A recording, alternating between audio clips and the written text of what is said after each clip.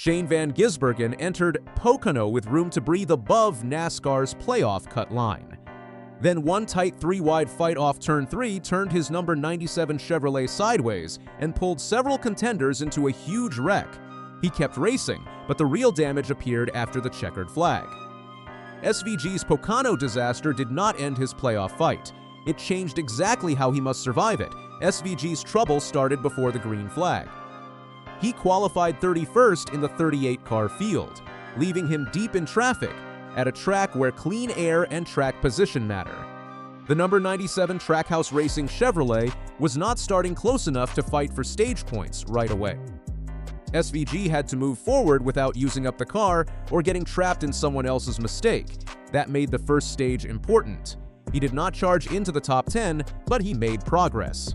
Van Gisbergen finished stage 1 in 22nd and stayed near the edge of the top 20. It was not a great run yet, but it was becoming a useful one.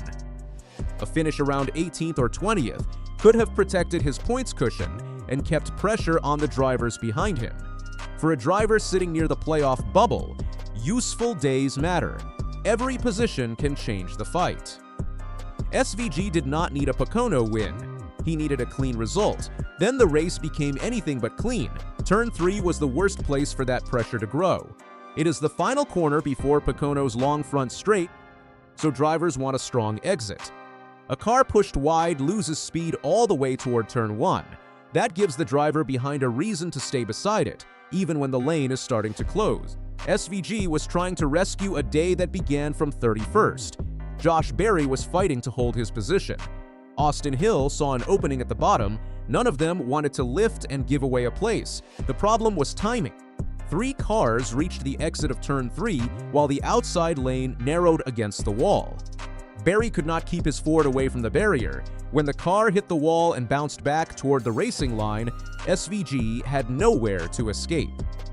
In a playoff fight this tight, drivers race hard for every point. At Pocono, that urgency helped create the crash that cost several of them points. The move that started the chain during stage 2, SVG and Berry raced close while leaving turn 3. Austin Hill moved to the bottom, turning the fight into a 3-wide battle. There was almost no free space left. Berry's number 21, Ford, reached the outside wall. The car struck the barrier and bounced back down the track into SVG's Chevrolet.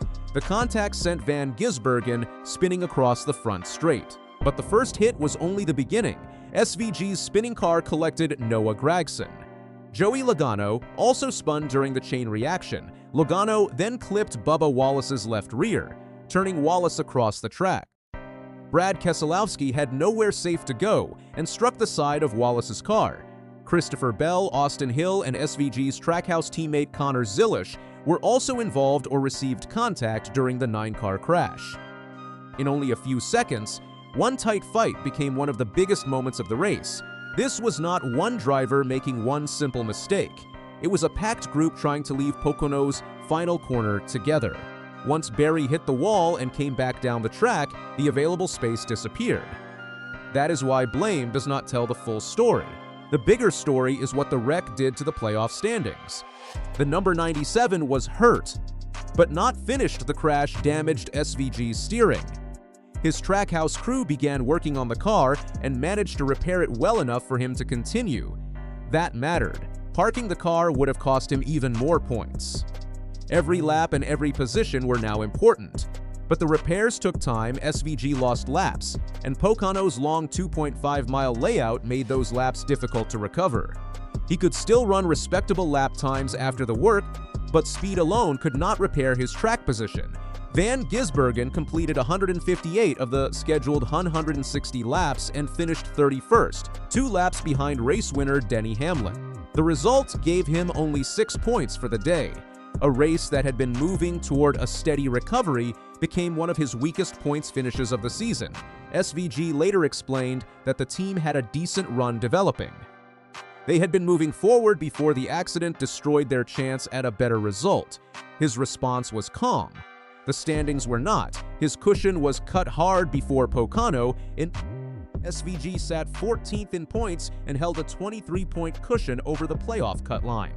That was not completely safe, but it gave him some room for an average finish or a small mistake. After Pocono, he remained 14th with 361 points. At first, that might make the result look less damaging. His position in the standings had not changed, but the gap underneath him had changed in a major way. Erik Jones finished 6th and climbed into a tie with Austin Cindric at 355 points. Both drivers moved to within 6 points of SVG. Jones and Cindric also sit only 4 points ahead of Brad Keselowski, who holds the first position outside the top 16 with 351 points. That leaves SVG only 10 points above the cut line. One race removed 13 points from his protection. The crash did not knock him out of a playoff position, but it pulled 3 drivers close enough to pass him in one afternoon. That is why SVG's Pocono disaster changed his playoff fight. His margin is no longer large enough to absorb another bad finish. But there is another part of the story that kept Pocono from becoming even worse. The crash also hit his rival's Pocono, could have done far more damage to Van Gisbergen. Keselowski was caught in the same wreck and finished 38th after completing only 46 laps. Logano, another dangerous driver below the cut line, finished 34th and 4 laps behind. Because those two rivals also lost points, SVG stayed 14th. Had Keselowski escaped the crash and finished inside the top 15, the number 6 team could have erased the gap or moved ahead of SVG. Instead, the playoff bubble became packed. SVG has 361 points, Jones and Cindric have 355. Keselowski has 351, Logano sits at 334, leaving him 21 points below the current cut line. That means SVG is not fighting only one driver. He is part of a 4-car group separated by just 10 points from 14th to 17th. One stage result can change the order. One slow pit stop can change the order. One penalty can change the order. And as Pocono proved, one crash can flip the whole fight. A win does not remove the risk. SVG already owns a Cup Series victory this season after winning at Watkins Glen. In past NASCAR playoff formats, fans became used to thinking that one regular season victory almost guaranteed a driver a playoff place. The 2026 system works differently. After the 26th race, the top 16 drivers in points move into the 10-race championship battle. A win still matters. It gives a driver valuable points, confidence, and proof that the team can beat the field. But SVG cannot depend on his Watkins Glen victory to protect him. He must remain inside the top 16 in the standings. That makes the Pocono loss more serious. The Watkins Glen Trophy proves SVG can win, but it does not save him if Jones, Cindric, or Keselowski move ahead in points. 10 regular season races remain after Pocono. That is enough time for SVG to rebuild his cushion. It is also enough time for the drivers behind him to take the position away. The next 2 races may decide which direction this fight goes. San Diego and Sonoma arrive at the right time. NASCAR now heads to the first Cup Series street race at the Qualcomm Circuit on Naval Base Coronado in San Diego. After that comes Sonoma Raceway. Those 2 events fit SVG's strongest skills. His NASCAR Cup victories have come on road and street courses. He has shown that he can manage heavy braking zones, changing grip, tight corners, and close walls better than most of the field. That does not make either race automatic. The new San Diego circuit means every team will need to learn quickly.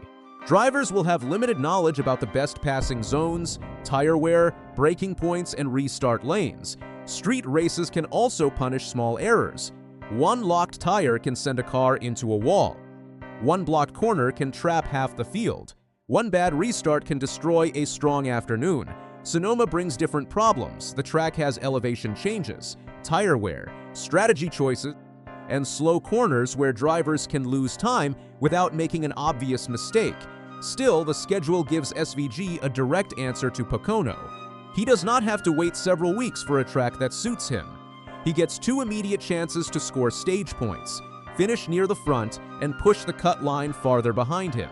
A victory would be huge, but he does not need to chase only the trophy. 2 clean top 10 finishes could be more valuable than one wild attempt that ends against a concrete wall. That is the lesson Pocono should force onto the number 97 team. What SVG must do now, SVG must improve in 3 areas. First, he needs better qualifying. Starting 31st at Pocono put him deep in traffic, and that helped trap him in the crash. A better starting spot at San Diego or Sonoma would keep him away from more trouble. Second, he needs stage points. SVG got none in Stage 1 at Pocono. With only 10 points between him and Keselowski, even 1 or 2 stage points can matter. Third, he must choose his risks carefully. SVG is great on tight corners and hard braking zones, but one crash can now hurt his playoff hopes badly. Pocono did not knock SVG out of the top 16, but it made the fight much tighter. He is still 14th, but Jones and Cindric are only 6 points behind him. Keselowski is only 10 points back. SVG still controls his playoff path, but he has almost no room for another bad race. He is no longer protecting a safe lead. He is fighting to stay above the playoff line. He is fighting to stay above